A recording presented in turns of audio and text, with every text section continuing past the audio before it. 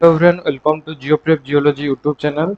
So this is the day 4 of the 50 days 50 important concept for CSN and Art Science. So आज का हमारा topic है Ekman spiral and Ekman transport. ठीक है, तो ये एकमन ट्रांसपोर्ट या एकमन स्पायरल है क्या, पहले तो आप ये समझो। ठीक है,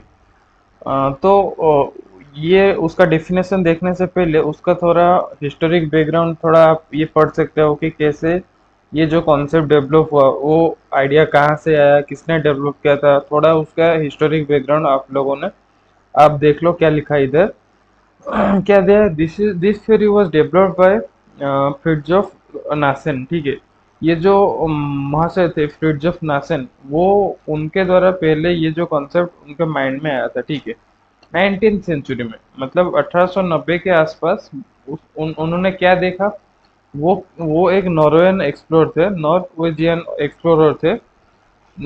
ड्यूरिंग द पोलर एक्सपीडिशन पे वो निकले थे। ठीक है, तो 1890 की दशक में वो देखे कि जो डायरेक्शन ऑफ विंड है, मतलब जिस डायरेक्शन में विंड का मूवमेंट हो रहा है उससे थोड़ा एंगल होके आइसबर्ग का मूवमेंट हो रहा है। मतलब जो आइसबर्ग है, जो आइसबर्ग का मूवमेंट कैसा होना चाहिए, जिस डायरेक्शन में ऊन का मूवमेंट हो रहा है उसी डायरेक्शन में किसी भी चीज का मूवमेंट होगा।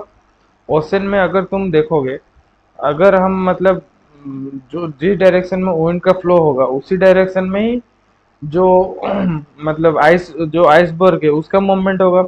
पर वो नोटिस किए कि जो आइसबर्ग है, जो विंड डायरेक्शन से थोड़ा एंगल करके मूवमेंट हो रहा है। ठीक है, तो उनके बाद कौन आए, उनके बाद आए ये जो भागन वाल्फ्रिड एकमन, जो कि ये थ्योरी को डेवलप किए हैं। और जो थियोरिटिकल जो एस्पेक्ट्स ने उन्होंने दिखा कि साइंटिफिक जो जो साइंटिफिक एस्पेक्ट्स को लेके ये थ्योरी डेवलप हुआ है, वो यही दिया था, यही जो वगन वाल्फ्रिड एकमन उन्हीं के द्वारा डेवलप किया गया था। सो इसे हम बोलते हैं एकमन ट्रांसपोर्ट और एकमन स्पायरल। ठीक है, सो ये थोड़ा आप पॉज करके वीडियो पढ़ सकते हैं। ठीक है, नेक्स्ट देखते हैं उसका डेफिनेशन क्या है। एक्चुअली जो एकमैन ट्रांसपोर्ट है वो एक ओशनिक फेनोमेना है, where the surface current are deflected by the Coriolis force resulting in a spiral pattern as you go deeper in the water column. So देखते हैं उसका मतलब कॉन्सेप्ट क्या है। ठीक है, जैसे कि मैंने बोला कि वो क्या नोटिस किए, वो साइंटिस्ट जो थे वो क्या नोटिस किए, जिस डायरेक्शन में विंड का मूवमेंट हो रहा है वहां से थोड़ा एंगल होके, मतलब उस डायरेक्शन में आइसबर्ग का मूवमेंट ना होके थोड़ा सा एंगल करके हो रहा है। ठीक है, उसी कॉन्सेप्ट को डेवलप किया गया। जैसे कि ये विंड का मूवमेंट है। ठीक है, जो विंड का एनर्जी है वो ट्रांसफर करेगा सरफेस ओशन में, सरफेस ओशन करंट क्रिएट करेगा। हम हमें पता है ना, जो सरफेस ओशन करंट वो विंड के वजह से क्रिएट होता है। तो जो विंड का जो एनर्जी वो ट्रांसफर किया upper surface of the ocean को, उसके वजह से क्या हुआ, जो upper surface of the ocean movement start किया और सरफेस करंट क्रिएट किया। ठीक है, सरफेस ओशन के रूप में वो उसका मूवमेंट स्टार्ट किया। ठीक है, तो यहाँ पे कौन आता है, कोरियोलिस फोर्स। मतलब कोरियोलिस फोर्स उसे सीधा ट्रांसपोर्ट करने नहीं दिया, थोड़ा 45 डिग्री एंगल करके वो उसका मूवमेंट किया। मतलब विंड डायरेक्शन ये है, इस डायरेक्शन में मूवमेंट होना चाहिए सरफेस ओशन करंट को, पर वो मूवमेंट हो रहा है थोड़ा 45 डिग्री एंगल में। ये नॉर्दर्न हेमिस्फीयर की बात कर रहे हैं, सदर्न हेमिस्फीयर में ये 45 डिग्री लेफ्ट होता है। ठीक है, सो ये जो आप देख रहे हो कि ये जो एक एरो मार्क थोड़ा बड़ा है, ये थोड़ा ये थोड़ा मतलब डिक्रीजिंग ऑर्डर में दिखाया गया है। इसका मतलब मैं पहले समझा देता हूँ। जो वाटर मॉलिक्यूल जो लेयर है, इधर ऊपर वाला लेयर जितना एनर्जी कैरी करेगा, वो फ्रिक्शन के वजह से नीचे वाले लेयर को थोड़ा कम एनर्जी देगा, नीचे वाला उसके नीचे वाले को थोड़ा कम एनर्जी प्रोवाइड करेगा। जिसके वजह से क्या होगा, जो उनका वेलोसिटी घट जाएगा, इसका वेलोसिटी जितना है इसका वेलोसिटी थोड़ा कम, ये थोड़ा उसका नीचे वाला वाटर का लेयर है। ठीक है, ये उससे नीचे वाला वाटर का लेयर है, ये उससे नीचे वाला वाटर का लेयर है। जो पानी का लेयरिंग, मतलब हाइपोथेटिकल लेयर का बात कर रहा हूँ, इधर कोई लेयरिंग नहीं है, कोई स्ट्रेटिफिकेशन नहीं है। ठीक है, और ये जो डेप्थ है आपको याद रखना है कि एक इक्वल विस्कोसिटी पे हो रहा है, मतलब इक्वल डेंसिटी वाला वाटर इधर रहना चाहिए, जिसके वजह से ये जो एकमन ट्रांसपोर्ट वो परफॉर्म हो सकेगा, ठीक है। मतलब ये जो वाटर मॉलिक्यूल है वो अपना एनर्जी ट्रांसफर किया, कंप्लीटली नहीं, थोड़ा बहुत एनर्जी रह गया, मतलब ये अगर यहाँ से 90% एनर्जी ये कंज्यूम किया, ये इधर इधर 80% दिया, ये 70% दिया, इसलिए इनका वेलोसिटी धीरे धीरे कम होगा। इसका वेलोसिटी जितना है, ये नीचे वाले लेयर का वेलोसिटी थोड़ा कम है, उससे नीचे वाले लेयर का थोड़ा वेलोसिटी कम है, उससे नीचे वाले लेयर का थोड़ा वेलोसिटी कम है, उससे थोड़ा कम है, उससे थोड़ा कम है। वेलोसिटी कम होने के साथ साथ ये थोड़ा थोड़ा एंगल हो रहा है, मतलब जो विंड डायरेक्शन था वहां से 45 डिग्री पहला लेयर, देन उससे थोड़ा एंगल नॉट 45 डिग्री, क्योंकि जो वाटर का फ्रिक्शन के वजह से जो एंगल थोड़ा कम हो गया। मतलब ये एंगल क्यों हो रहा है? कोरियोलिस फोर्स की वजह से। हमें पता है कोरियोलिस फोर्स क्या करता है, नॉर्दर्न हेमिस्फीयर में चीजों को दाहिने दाहिने की तरफ डिफ्लेक्ट करता है, सदर्न हेमिस्फीयर में चीजों को लेफ्ट की तरफ डिफ्लेक्ट करता है, ठीक है। तो जो डिफ्लेक्शन है, इससे थोड़ा एंगल होकर ये नीचे वाला, इससे थोड़ा एंगल होकर नीचे वाला, ये जो लेयर आप देख रहे हो, ये मतलब विंड डायरेक्शन से परपेंडिकुलर है, मतलब ऐसा एंगल हो होकर परपेंडिकुलर तक पहुंच गया। उससे भी थोड़ा एंगल होगा, उससे भी थोड़ा एंगल होगा, मतलब ऐसा टाइम एक आएगा, जैसे इधर का इधर एक एरो मार्क दिखाया गया है, नहीं दिख रहा है, ठीक है, इधर के टाइम ऐसे जो विंड डायरेक्शन है इस तरफ, उसके ऑपोजिट डायरेक्शन में वाटर का मूवमेंट हो रहा है और उसका वेलोसिटी नेग्लिजिबल है। और इसके नीचे और जो फ्रिक्शनल एनर्जी का ट्रांसफॉर्मेशन नहीं हो सकता, जो फ्रिक्शनल एनर्जी कंज्यूम हो जाएगा, जहां तक कंज्यूम होगा उतना तक हो जाएगा, ये लेयर फॉर्मेशन करेगा, उसे बोला जाता है एकमन लेयर, ठीक है।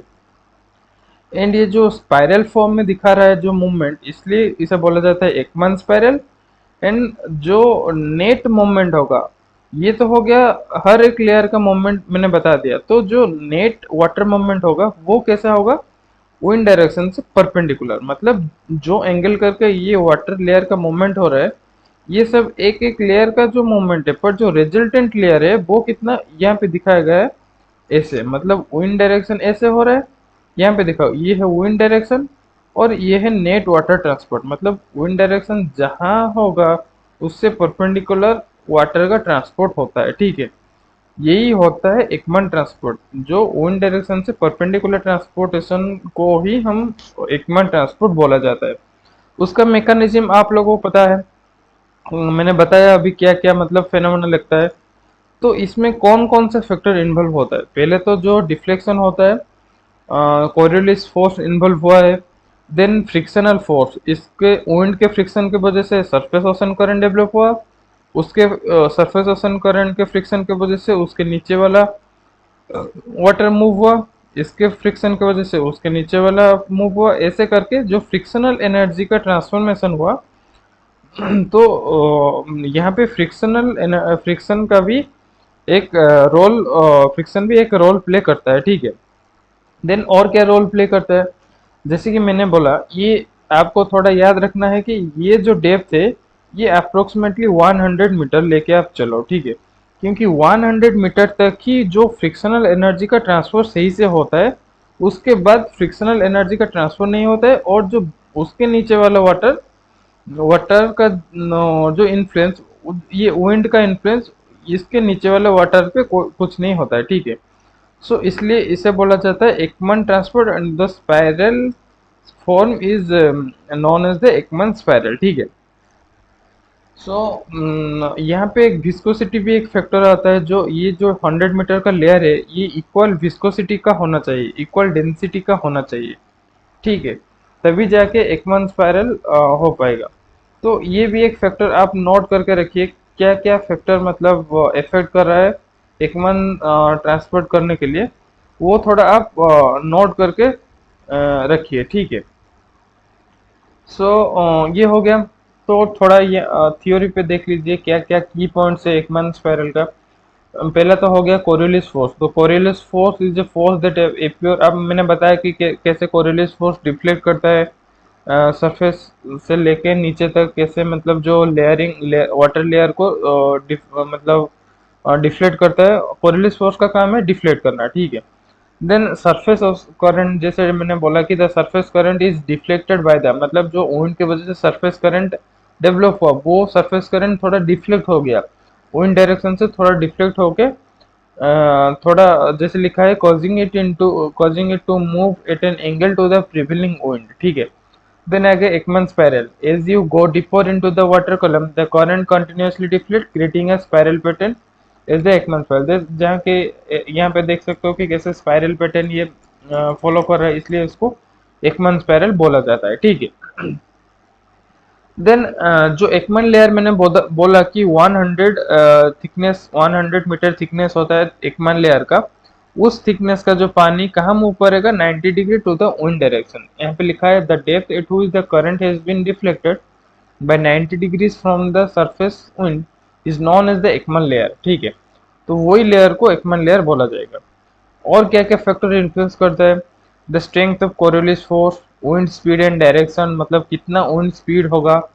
तो लेट सपोज यहाँ पे विंड स्पीड ज़्यादा है, मतलब विंड स्पीड ज़्यादा है तो ज़्यादा एनर्जी सरफेस, मतलब ज़्यादा एनर्जी ट्रांसफर होगा सरफेस ओशन करंट में, और ये सक्सेसिवली ज़्यादा एनर्जी ट्रांसफर करता जाएगा। और ये जो डेप्थ है 100 मीटर ना होके थोड़ा ज़्यादा, मतलब 120 और 130 ऐसा कुछ, मतलब 100 मीटर से थोड़ा ज़्यादा हो जाएगा, क्योंकि जो फ्रिक्शनल एनर्जी जहां तक बचा होगा वहां तक वो लेयरिंग क्रिएट करेगा, वो जो विंड का इन्फ्लुएंस वहां तक होगा, ठीक है। सो वो हो गया विंड स्पीड एंड डायरेक्शन, हो गया वाटर डेंसिटी, हो गया जैसे कि मैंने बोला इक्वल डेंसिटी का होना चाहिए। बॉटम टोपोग्राफी हो गया, let suppose the topography of the ocean, जहाँ पे मतलब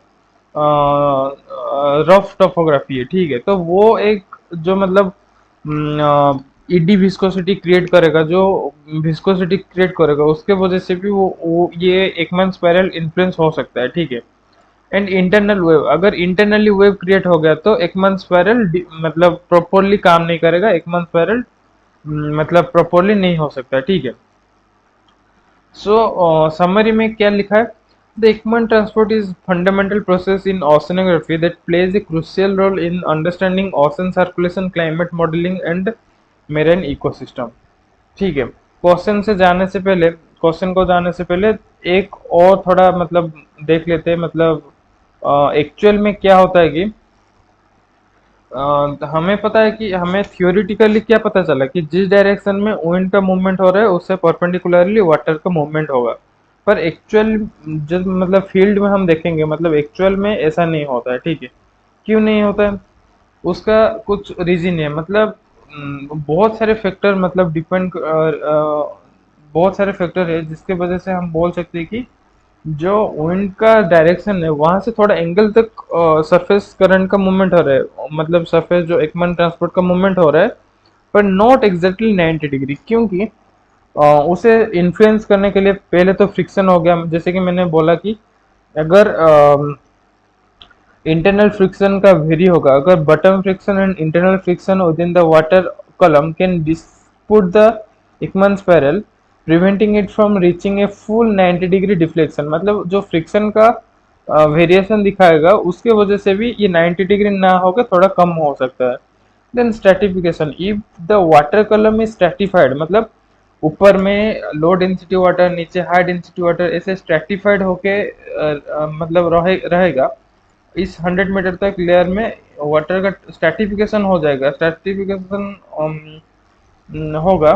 देन क्या होगा, ये एकमैन ट्रांसपोर्ट सही से काम नहीं करेगा, क्योंकि नीचे वाले थोड़ा फ्रिक्शनल फोर्स ज्यादा मतलब कंज्यूम करेंगे, ऊपर वाला लो डेंसिटी है, वो जितना उनका वो जो फ्रिक्शनल फोर्स ट्रांसपोर्ट करेंगे नीचे वाले को, वो सबके सब फ्रिक्शनल फोर्स कंज्यूम हो जाएगा और वाटर को मूव करने नहीं देगा, क्योंकि उनका डेंसिटी थोड़ा ज़्यादा है। और प्री एग्जिस्टिंग करंट, लेट्स मान लो कि यहाँ पे पहले से ये करंट फ्लो कर रहा है, तो वो इन्फ्लुएंस करेगा एकमैन ट्रांसपोर्ट को, वो इन्फ्लुएंस कर देगा, मतलब उसका डायरेक्शन को वो डिफ्लेक्ट कर देगा, सही से नहीं हो पाएगा, मतलब 90 डिग्री से नहीं हो जाएगा। इंटरनल वेव भी मतलब इफेक्ट डालता है। तो इन्हीं सब भी मतलब फैक्टर्स की वजह से क्या होता है कि जो विंड डायरेक्शन से प्रॉपर 90 डिग्री में हमें प्रैक्टिकल में नहीं मिलता है, थोड़ा एंगल होके मिलता है, ठीक है। एंड इन कोस्टल रीजन में जब हम देखेंगे तो जो वाटर का मूवमेंट वो टुवर्ड्स द विंड डायरेक्शन ही होता है, क्योंकि वहां पे वाटर डेप्थ उतना ज्यादा नहीं होता है। तो वाटर डेप्थ जहाँ पे ज्यादा होगा, लेट सपोज ओपन ओशन में ये एकमन स्पाइरल हमें प्रॉपरली देखने को मिलता है, पर इन केस ऑफ मतलब कोस्टल ओशन में ये थोड़ा इतना सही से नहीं देखने को मिलता है, ठीक है। और फिर और क्या मतलब डिपेंड करता है इसके ऊपर, और मतलब लैटिट्यूड डिपेंड करता है। आप किस लैटिट्यूड पे ये एकमन स्पाइरल हो रहा है। जैसे कि हमें पता है कि जी इक्वेटर से पोल की तरफ जब जाएंगे कोरियलिस फोर्स का इफेक्ट बढ़ेगा। तो इक्वेटर के आसपास अगर एकमन ट्रांसमिट हो रहा है तो कोरियलिस फोर्स का इफेक्ट बहुत कम रहेगा। तो वो जो डिफ्लेक्ट नहीं कर पाएगा इस लेयर को, वो डिफ्लेक्शन नहीं हो पाएगा, तो वो सीधा सीधा हो जाएगा। एंड जो मतलब पोलर रीजन में अगर एकमन ट्रांसपोर्ट हो रहा है तो पोलर रीजन में क्या कोरियलिस फोर्स ज्यादा है। कोरियलिस फोर्स ज्यादा होने के कारण ज्यादा डिफ्लेक्शन होगा, और वो 90 डिग्री से ज्यादा भी हो सकता है। तो लैटिट्यूड भी डिपेंड करता है थोड़ा बहुत कि कितना डिफ्लेक्शन होगा, कहाँ पे डिफ्लेक्शन होगा, वो सब रिप्रेजेंट करता है। तो बेसिकली हमें ये याद रखना है कि कौन कौन सा फोर्स इसमें लग रहा है। पहले तो कोरियलिस फोर्स, दूसरा होगा फ्रिक्शनल फोर्स, देन हो गया विस्कोसिटी। ये तीन चार फोर्स मतलब इसके साथ रिलेटेड है, यहीं से ही क्वेश्चन आते हैं कि क्या क्या फोर्स हम देखेंगे, क्वेश्चन एग्जांपल देखेंगे क्या क्या है। देन हो गया किस डायरेक्शन में, मतलब विंड डायरेक्शन से 90 डिग्री नेट वाटर का ट्रांसपोर्ट होता है, ये थोड़ा यहाँ हमें याद रखना है, ठीक है। इस वाले कॉन्सेप्ट में इतना ही है। चलो देख लेते हैं क्या क्या क्वेश्चन आए थे इस टॉपिक से, ठीक है। ये क्वेश्चन है 2024 जून पार्ट सी में ये आया था। ये जो दिसंबर 23 पार्ट बी में आया था, ये 2019 जून में आया था। एक एक करके देख लेते हैं। मैंने ये तीनों ही क्वेश्चन मतलब और भी सारे एग्जाम में एकमान स्पाइरल से क्वेश्चन आया है। मैं बस ये ही क्वेश्चन तीनों ही पार्ट से क्वेश्चन तीनों ही क्वेश्चन कलेक्ट किया हूँ। बाकी सब करने में थोड़ा टाइम लगता है। आप जो मतलब प्रीवियस ईयर के क्वेश्चन सॉल्व करेंगे आपको पता चल जाएगा, इसी मतलब इतना ही कॉन्सेप्ट है, यहीं से ही सारे क्वेश्चन आते हैं। जैसे कि इसमें कहते हैं Ekman layer in the atmosphere has the following three ways of force balance. जैसे कि कौन कौन सा फोर्स यहाँ पे काम करता है। एक होता है प्रेशर ग्रेडियंट फोर्स। हाँ, मैं भूल गया कि यहाँ पे प्रेशर ग्रेडियंट भी तो काम करता है ना। विंड फ्लो कैसे होगा, विंड फ्लो कैसा होता है, विंड फ्लो जो होता है वो हाई प्रेशर से लो प्रेशर जाता है। सो प्रेशर ग्रेडियंट के वजह से विंड फ्लो होगा, विंड फ्लो के वजह से सरफेस ओशन करंट होगा। तो इनडायरेक्टली जो एकमन स्पाइरल के लिए प्रेशर ग्रेडियंट भी तो चाहिए ना।